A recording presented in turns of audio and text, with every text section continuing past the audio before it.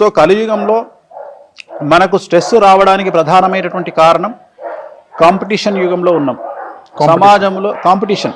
మనము సమాజంలో డబ్బు బాగా సంపాదించాలి, ఇతరుల కన్నా మంచి కార్లు కొనుక్కోవాలి, ఇతరుల కంటే బాగుగా బ్రతకాలి, మన సంతానం బాగా చదువుకోవాలి, మన సంతానం మంచి ఉద్యోగాలు చేయాలి, అమెరికాకు పంపించాలి, సో మంచి బట్టలు వేసుకోవాలి.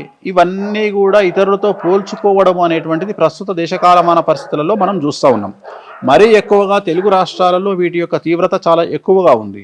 అంటే ఖచ్చితంగా మన ఇంటి పక్కడు క్రిస్టా ఇన్నోవా క్రిస్టా కొంటే మనం BMW కొనుక్కోవాలి.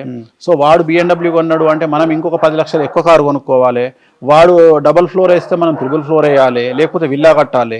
సో ఇలా కాంపిటీషన్ మీద బ్రతుకుతున్నటువంటి సందర్భంలో స్ట్రెస్ అనేటువంటిది చాలా అధికంగా మనము ఎదుర్కోవాల్సి వస్తుంది.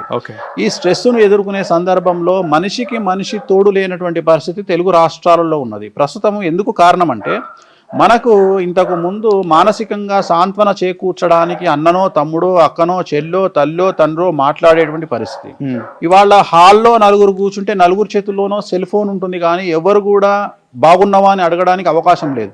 ఎవ్రీథింగ్ ఎట్లయిపోయింది అంటే ఇంటికి ఎవరైనా బంధువులు వస్తే వాడు ఇంట్లో వస్తాడు, అత్త బాగున్నావా అంటాడు, చక్కగా పోతాడు, సెల్ ఫోన్ పట్టుకొని కూర్చుంటాడు, లేకపోతే ల్యాప్టాప్ పట్టుకొని కూర్చుంటాడు. మాట్లాడుకునేటువంటి పరిస్థితి ఇవాళ మనకు ఎక్కడ కూడా మన కుటుంబాలలో లేనటువంటి పరిస్థితి. అయితే టీవీ లేకుంటే ల్యాప్టాప్ లేకుంటే సెల్ ఫోన్.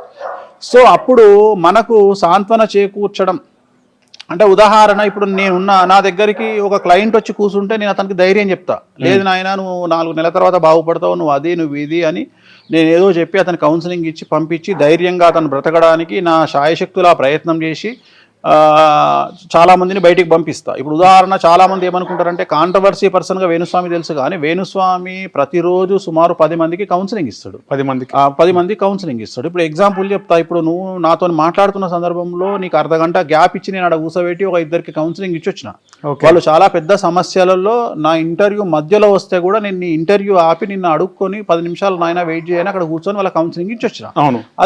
అది మనిషి స్థాయిని బట్టి ఉంటుంది. ఇప్పుడు ఉదాహరణ, ఒక గుడిసెలో ఉండే వ్యక్తికి సమస్య వస్తే ఆ వ్యక్తి మాత్రమే సఫర్ అవుతాడు, కానీ ఒక 100 మంది పని చేసేటువంటి యజమాని సఫర్ అయితే 100 మంది కూడా సఫర్ అయినట్టే. సో సఫర్ అవుతారు. అట్లనే ఆ వ్యక్తి స్థాయిని బట్టి అతనికి ఉండే స్ట్రెస్ లెవెల్స్ పెరుగుతూ ఉంటాయి. మనం సీఎం సీట్లో కూర్చున్న సీఎంను చూసి సంతోషపడతాం మనం, కానీ సీఎంకు ఉండే కష్టాలు ఈ ప్రపంచంలో ఎవరికి ఉండవు, నీకు నాకు కూడా లేవు. సో సీఎంకు ఉండే కష్టాలు ఎవ్వరికీ ఉండవు. ఎందుకంటే ఒకవైపు అడ్మినిస్ట్రేషన్ బాధ్యత వహించాలి, ఎట్ ది సేమ్ టైం ఆయన తన సీట్ను కాపాడుకోవాలి, మళ్ళీ 5 సంవత్సరాల తర్వాత నేనే రావాలి అని మళ్ళీ ఆడ ఫైట్ చేయాలి. అంటే ఇంత పంచాయతీ ఉంటుంది ఆయనకు, సీఎంకు, అట్లనే మినిస్టర్కు, అట్లనే ఎమ్మెల్యేకు. మనకు తెలిసిన ఎమ్మెల్యే అబ్బా ఎంత బాగున్నాడు, కారులో తిరుగుతున్నాడు అంటావు, కానీ పొద్దున్న లేస్తే సాగుకోవాలి, పుట్టుకోవాలి, పైసలు ఇవ్వాలి, పంచాయతీ ఉంటుంది. సో వాళ్ళ స్ట్రెస్ లెవెల్స్ వేరు. అట్లనే బ్యూరోక్రాట్లు, పోలీసోళ్ళ మీద ప్రెషర్ ఉంటుంది. ఒక ఐపీఎస్ ఉన్నాడు, ఆయనకు 190 ప్రెషర్లు ఉంటాయి. మంచి చేస్తే ఒక బాధ. సినిమాలో చూపించినట్టు సాయి కుమార్ కనుక లాఠీ పట్టుకొని నేను రుబాబ్ చేస్తా అని చెప్పి బయటకు వచ్చి రుబాబ్ చేస్తే ఆయన యాక్సెప్ట్ చేయదు సమాజం. ఎందుకంటే ఆయనకు పొద్దున్న లేస్తే 100 రికమెండేషన్లు ఉంటాయి. సో వాళ్లకు స్ట్రెస్ ఉంటుంది. ఆడవాళ్ళ విషయానికి వస్తే ఇట్లా కుటుంబాన్ని పోషించాలి, అంటే పిల్లల బాధ్యత తీసుకోవాలి, మళ్ళా భర్త బాధ్యత తీసుకోవాలి, మళ్ళా ఉద్యోగం చేయాలి. అంటే ఇన్ని రకాల స్ట్రెస్ను భరించేటువంటి శక్తి ఆడవారికి లేదు మానసికంగా. ఎందుకంటే వాళ్ళు శారీరకంగా దృఢంగా ఉండరు, మానసికంగా కూడా స్ట్రెస్ ఎక్కువ ఫీల్ అవ్వడానికి కారణం ఏంటి అంటే మగవాడు ఉద్యోగం ఒకటే చేస్తాడు, కానీ ఆడవాళ్ళు ఉద్యోగంతో పాటు కుటుంబాన్ని పోషించాలి, ప్లస్ కుటుంబ బాధ్యతతో పాటు సమాజంలో ఉద్యోగం చేయాలి. సో ఇన్ని తీసుకున్నప్పుడు ఖచ్చితంగా వాళ్ళలో స్ట్రెస్ ఎక్కువగా ఉంటుంది. ఆ స్ట్రెస్ను లేకుండా చేయాల్సిన బాధ్యత, కౌన్సిలింగ్ ఇవ్వాల్సిన బాధ్యత, వాళ్ళను రక్షించాల్సిన బాధ్యత బేసిక్గా పెళ్ళైన అమ్మాయి అయితే భర్త తీసుకోవాలి. కానీ భర్త ఆల్రెడీ ఇంకా స్ట్రెస్లో ఉంటాడు. సమాజంలో వీడి మీద ఉన్న బాధ్యత, కుటుంబాన్ని పోషించాల్సిన బాధ్యత వీడి మీద ఉంటుంది. సో వీడు ఆల్రెడీ స్ట్రెస్లో ఉంటాడు.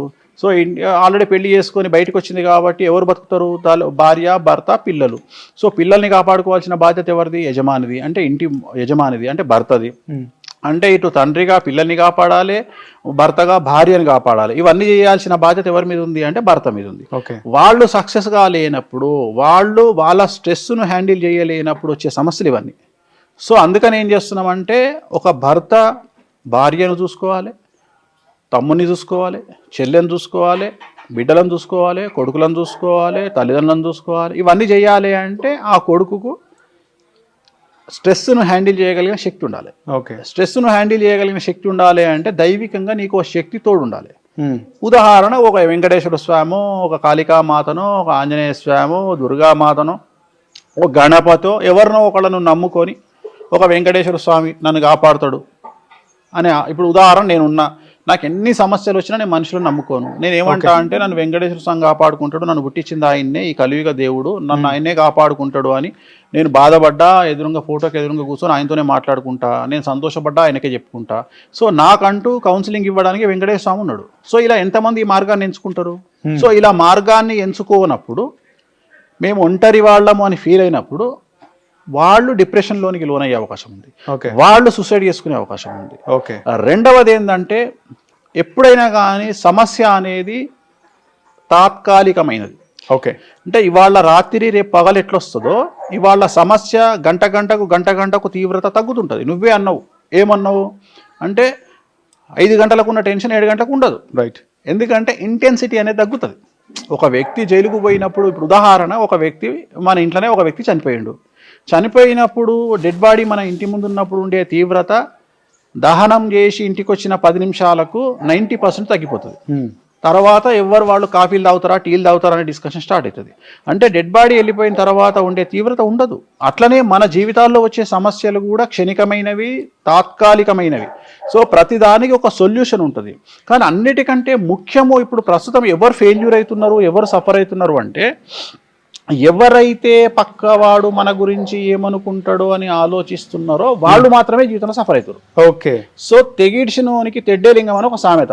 ఎవడైతే తెగిడుస్తాడో, ఎవడైతే అన్నిటి ఫేస్ చేయడానికి రెడీగా ఉంటాడో వానికి సమస్యలే లేవు కలియుగంలో. కలియుగంలో సమస్యలే లేవు. ఇప్పుడు 100 రూపాయలు 2-వీలర్ బండి కొనుక్కొని ఇన్స్టాల్మెంట్ గట్టక గజ వనికేటోని చూస్తాం కానీ 3,000 కోట్లు బ్యాంకును ముంచినోడు వంకంగా చూసినవా? వాడు తడిబట్టేసుకొని ఏసీలో వండుకుంటాడు. అవును. సో వాడి కాన్ఫిడెన్స్ లెవెల్ ఎందుకు వచ్చింది, వీడికి ఎందుకు లేదు అంటే వీడి కారణం అదే. వీడు కూడా అంత ధైర్యంగా ఉండాలి. ఎందుకంటే వీడేం కావాలని గవర్నమెంట్ మోసం చేయడు. అంటే నేను మాట్లాడేది ఏంటంటే వాడిలో ఉండే కాన్ఫిడెన్స్ వీడు తెచ్చుకోవాలి. నేను అందుకని ఏమంటున్నా అంటే పక్కింటోడు ఏమనుకుంటాడు, ఎదురుంగింటోడు ఏమనుకుంటాడు, నా బిడ్డ లవ్ చేసి ఏమో అయ్యింది, నా కొడుకు లవ్ చేసి ఏమో అయ్యింది, లేకపోతే నా ఇంట్లో ఏదో అయ్యింది, పరువు ఏం పరువు ఏమనుకుంది? పరువు కలియుగంలో పరువు అనేది లేదు, ఎవ్వరికి లేదు. కలియుగంలో శుద్ధ పూస ఎవడు లేడు. ప్రతి ఒక్కడు స్కామ్ చేసేటోడే, ప్రతి ఒక్కడు ఎక్కడనో ఒక దగ్గర గవర్నమెంట్ను మనుషులను మోసం చేసేటోడే. అట్లాంటప్పుడు నువ్వు ఎందుకు సమాజం గురించి పట్టించుకుంటావు? ఇంకొకటి, ప్రతి కొంపలో ఏదో సమస్య ఉంది.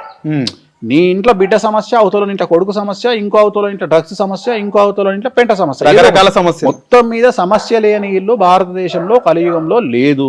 లేనప్పుడు నువ్వు ఏం ఫీల్ కావాలి? అరే నా ఇంట్లో గిది ఉందిరా బై, వాని ఇంట్లోకి అది ఉంటుంది అంతే. రెండోది, వాడు మంచోడైతే కదా నువ్వు ఫీల్ కావాలి. ఇప్పుడు నీ పక్కనోడు ఫీల్ అయితే నువ్వు ఫీల్ కావాలి. అంటే ఒక సామెత ఉంది, మొగడు కొట్టినందుకు కాదు తోడికోడలు నవ్వినందుకు అని. అంటే మొగడు కొట్టినందుకు ఏడుపు కాదు తోడికోడు. అంటే నువ్వు ఎవడో సమాజంలో నిన్ను ఏదో అంటారు, వాడు మంచోడైతే కదా, వానికి సమస్యలు ఉన్నాయి, వాడు మంచోడైతే ఫీల్ అవ్వాలి. సో ఇది ఎక్కడొస్తుంది స్ట్రెస్ అంటే సోషల్ మీడియా నుండి వస్తుంది. హిట్ టీవీ యాప్, ఇందులో short news, live news, entertainment shows, movies, digital magazines తో పాటు మీ జిల్లా వార్తలను కూడా ఫ్రీగా చూడొచ్చు. ఇంకెందుకు ఆలస్యం, వెంటనే హిట్ టీవీ యాప్ ని డౌన్లోడ్ చేసుకుని ఫ్రీగా ఎంటర్టైన్మెంట్ పొందండి. Hit TV app. Hit TV app. Please download hit TV app. Hit TV app ని ఫ్రీగా డౌన్లోడ్ చేసుకుని ఎంజాయ్ చేయండి. మీకు నచ్చిన ఎంటర్టైన్మెంట్ కోసం హిట్ టీవీ యాప్ ని ఫ్రీగా డౌన్లోడ్ చేసుకుని ఎంజాయ్ చేయండి. హిట్ టీవీ యాప్ ని డౌన్లోడ్ చేసుకుని ఆస్వాదించండి, ఆశీర్వదించండి. ఇంతమంది సెలబ్రిటీలు హిట్ టీవీ యాప్ ని డౌన్లోడ్ చేసుకోండి అని చెప్తున్నారంటే ఎంత మంచి యాప్ ఆలోచించండి. అమెరికా అమెరికా అమెరికా అమెరికాలో చదవాలనుకునే వాళ్ళకి విశ్వసనీయమైన పేరు మన శౌర్య కన్సల్టెన్సీ. UK లో 1 year masters, UK లో 1 year masters, 2 years work permit up to 5 years visa. Contact Shaurya Consultancy. Contact 89851 89851.